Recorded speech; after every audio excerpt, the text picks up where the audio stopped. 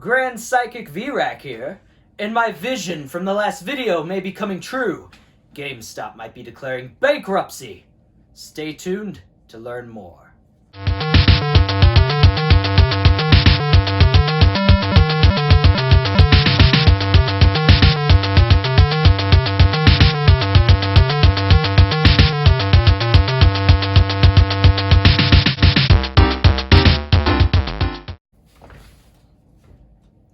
Well, hello there, and welcome to VRAC.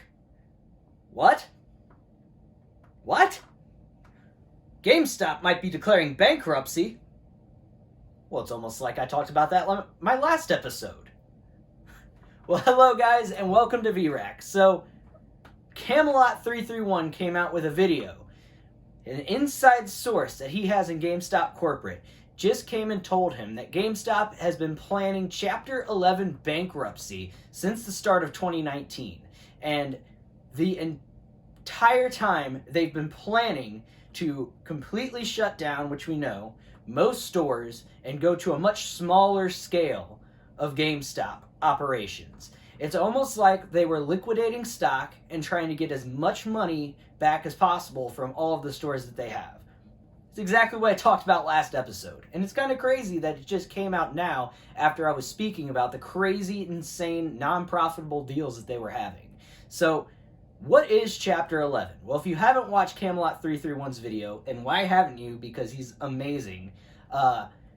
Basically what it is it's different than Chapter 7. So Chapter 11 bankruptcy means that they're going to completely restructure the corporation itself and try to move forward. It's not them shutting down. It is them trying to move forward here, okay?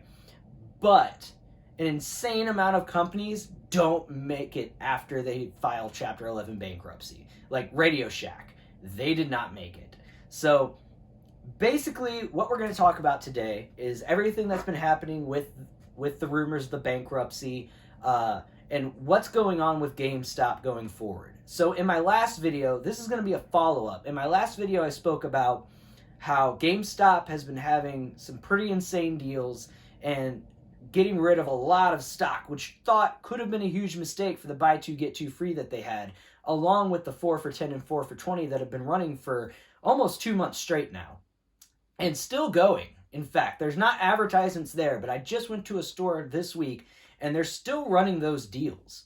So literally they're just trying to get rid of as much stock as possible. And we figured out that it wasn't a mistake. This was planned by GameStop, okay? So GameStop is shutting down stores like we knew, but it might be a lot more than we initially thought. More than half, okay? So GameStop, it came out to Camelot 331 in his video through his internal source at corporate. Now, this is a source that Camelot has had for a while and has given him a lot of very accurate information, okay? He has said that GameStop is completely dependent on cell phone trade. So, trade in your tech at GameStop, now where every time you go in, they're asking you, hey, what's your cell phone? What kind of cell phone do you have? Do you have any old ones? Do you want to trade it in? Apparently, there's a lot going on with that too, where they'll actually ask to see your cell phone and then try to get you to trade in that cell phone there in store. The one that you're using, which is insane. Nobody's going to do that. So they're just that desperate for cell phone sales. And it turns out that GameStop is actually completely dependent on these sales to get them through to the next console cycle. It might seem that GameStop is way worse off than we initially thought. The reason that they've been doing these deals to get rid of stock might just be to get as much cash back to keep them afloat until the PS5 and Xbox One, right? But I actually think that corporate doesn't even have plans past PS5 and Xbox One. I think what they're trying to do is get as much money lined up as possible for themselves and then create their golden parachute. And if they can get themselves to PS5 and Xbox One without having to spend any of that extra money that they're making to line their pockets and create their golden parachute going forward, then PS5 and Xbox One is just going to be a bonus to them. They'll probably cash out, sell all the PS5 and Xbox Ones, as much attach rate as they can, get a bunch of sales from the new games, and then be done with it. But from what they've been saying from Camelot's video, was that they're completely reliant on those tech trades.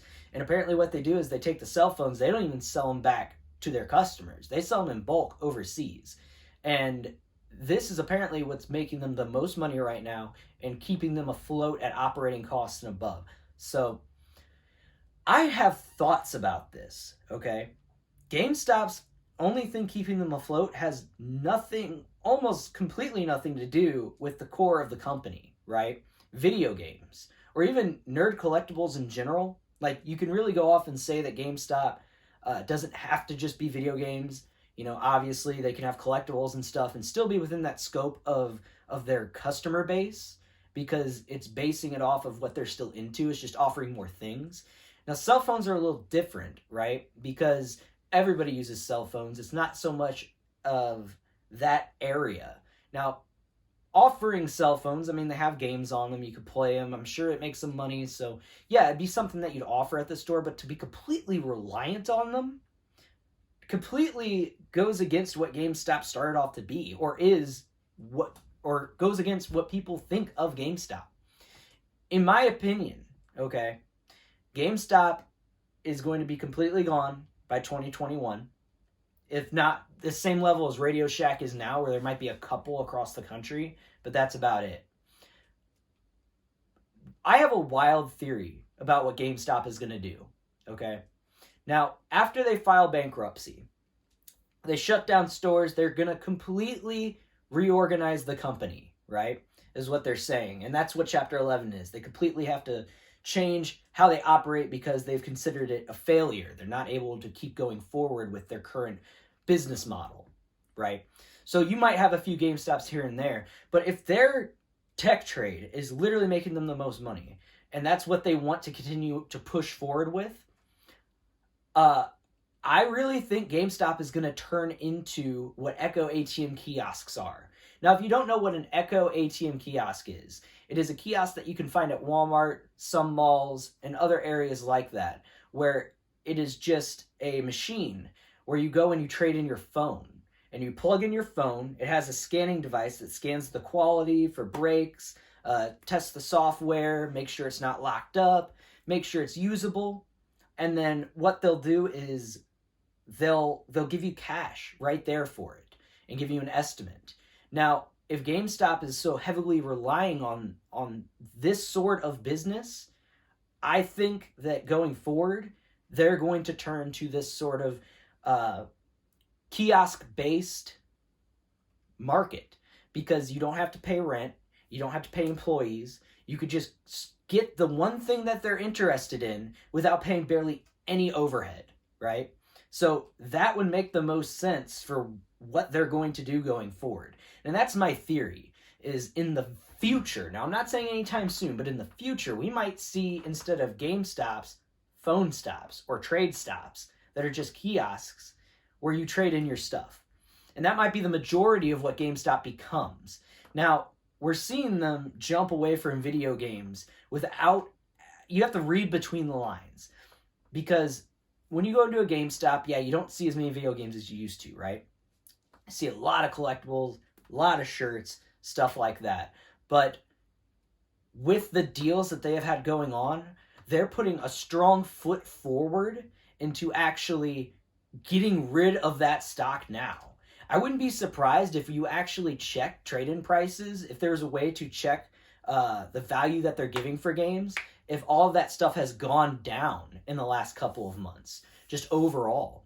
Because I think that they're actually, no, they've stated to their insiders and in corporate that they're not interested in that anymore. They're actually really, they said the future of the company, now if I quote this wrong, forgive me, but I believe they said the future of the company relies on tech trades. So that means the future of the company relies on something that has nothing to do with video games, video game trade, or even collectibles, which actually surprises me, because collectibles have a large profit margin and you can actually control the inventory of that, unlike video game trades where they just randomly come in.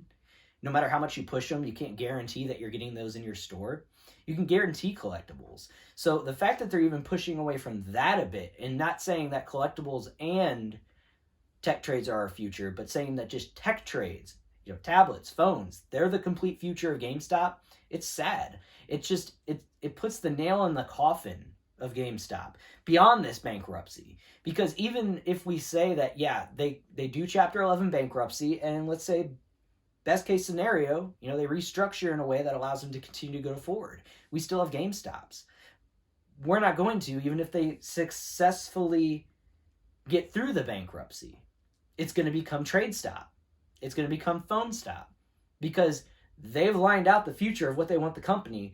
They are going to file Chapter 11 bankruptcy, okay, to reformat the company. Those two go together. You're not going to have GameStops anymore. They're going to transform the company into something else. A lot like we see the, what is it? They bought out that company. It was the collectible company, ThinkGeek. There you go. ThinkGeek. A ThinkGeek store.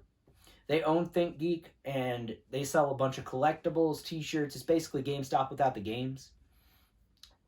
I don't know where I was going with that, but you know what? GameStop, we're not going to see GameStops anymore. We might see ThinkGeeks. We might see TradeStops. But going forward in the next couple of years here, I think they're going to be completely gone. And we just need to watch out and see when GameStop files for this bankruptcy. Now, I wouldn't be surprised if we see a lot more GameStops start closing down with this recent news coming out. There's also somebody on the inside that Camelot 331. I reference his video a lot because he has a lot of insider information. Now, when I created my video, the first one, that was a lot of speculation from things that I saw. This isn't speculation. This is insider information, okay? Now, he got information from the ROC, which is actually the trade center in Grapevine, Texas for GameStop. It's where they send consoles to get repaired. It's where they do all of the resurfacing for games. If they get a game trade in that's scratched up or destroyed, they'll still take it, give you less, and send it off to the ROC, the ROC.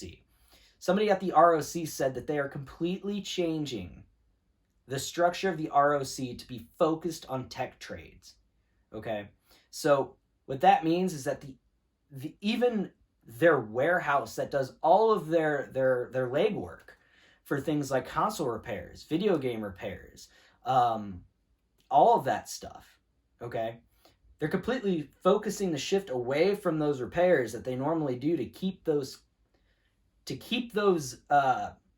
video games and consoles ready for sale, completely focusing away from that to go to tech trades.